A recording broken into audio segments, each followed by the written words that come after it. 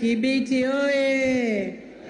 Ndugu zangu, nilipopita hapa tarehe 20 mwezi wa 9 2023, mliniomba ujenzi wa barabara ya Bungu Nyamisati kilomita 42.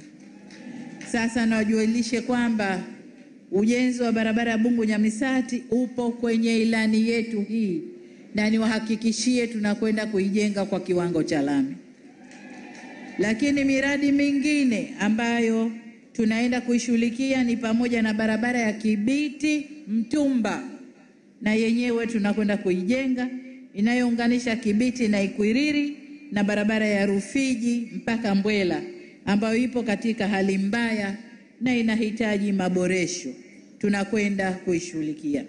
Vile vile tutaboresha zaidi barabara za ndani ikiwemo kilomita 42 za maeneo korofi ili zipitike wakati wote na kuwawezesha wakulima kusafirisha mazao yao, wagonjwa kufika hospitali na wanafunzi kufika mashuleni mapema.